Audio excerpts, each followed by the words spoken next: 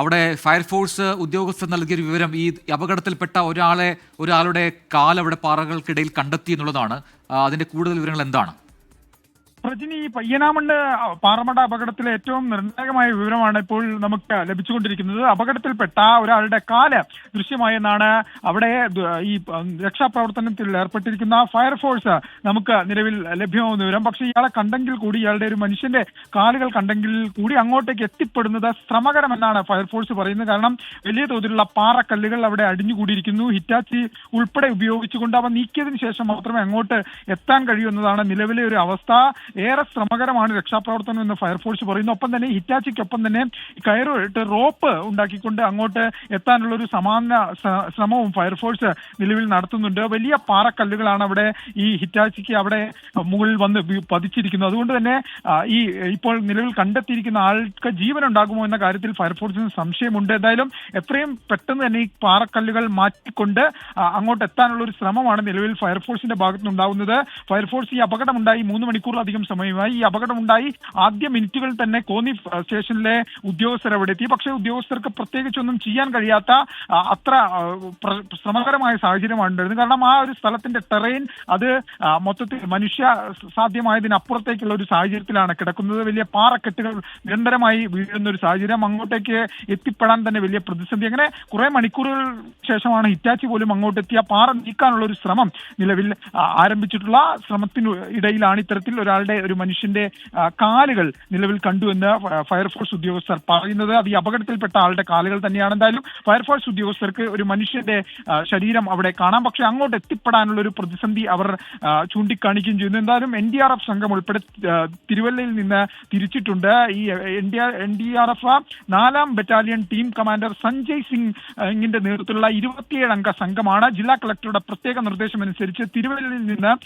ഇങ്ങോട്ടേക്ക് പയ്യനാമണ്ണിലേക്ക് തിരിച്ചിട്ടുള്ളത്. അല്പസമയത്തിന് തന്നെ NDRF സംഘവും ഈ ഒരു ദൗത്യത്തിന്റെ ഭാഗമാകും.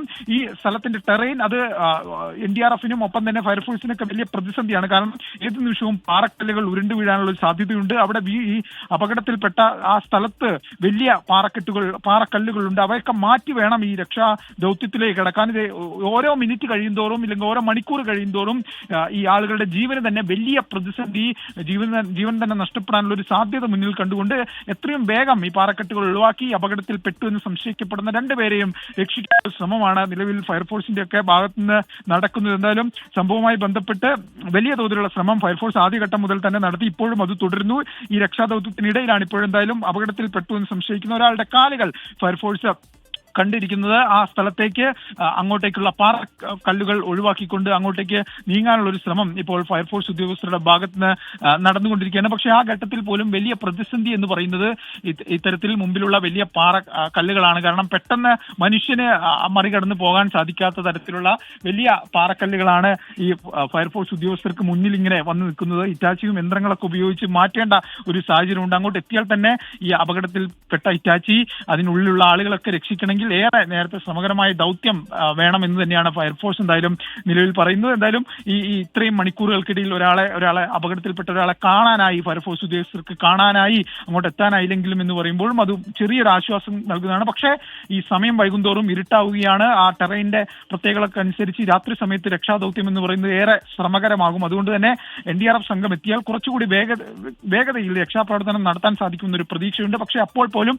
ഇവർ പാറക്കെട്ടുകൾ അത് മനുഷ്യ ശ്രമത്തിൽ പുറത്തേക്കുള്ള കാര്യമാണത് എത്ര വേഗത്തിൽ മാറ്റാനാകുമെന്ന കാര്യത്തിൽ ഇപ്പോഴും വലിയ സംശയമുണ്ട്. ഈ സമയം വൈകുന്നതനുസരിച്ച് ആളുകളുടെ ജീവന് തന്നെ ആപത്ത് വരുന്ന ഒരു സാഹചര്യം ഫയർഫോഴ്സ് മുന്നിൽ കാണുന്നു. ആ രീതിയിലുള്ള ക്രമീകരണങ്ങൾ ഒരുക്കൊണ്ടാണ് അതിവേഗത്തിൽ സ്വന്തം ജീവൻ പോലും എന്തായാലും അത് തന്നെയാണ്. NDRF സംഘം വരുന്നു. അവർക്കാണ് ഇനി കൂടുതൽ കാര്യങ്ങൾ ചെയ്യാൻ കഴിയുക. ഇത്തരം ഭൂപ്രദേശത്തൊക്കെ അത്തരത്തിൽ രക്ഷാപ്രവർത്തനം നടത്തിയ ടീമാണ് ഇപ്പോൾ അങ്ങോട്ട് വരുന്നത്. എത്രയും പെട്ടെന്ന് അവരെത്തി രക്ഷാപ്രവർത്തനം തുടങ്ങേണ്ടതുണ്ട്.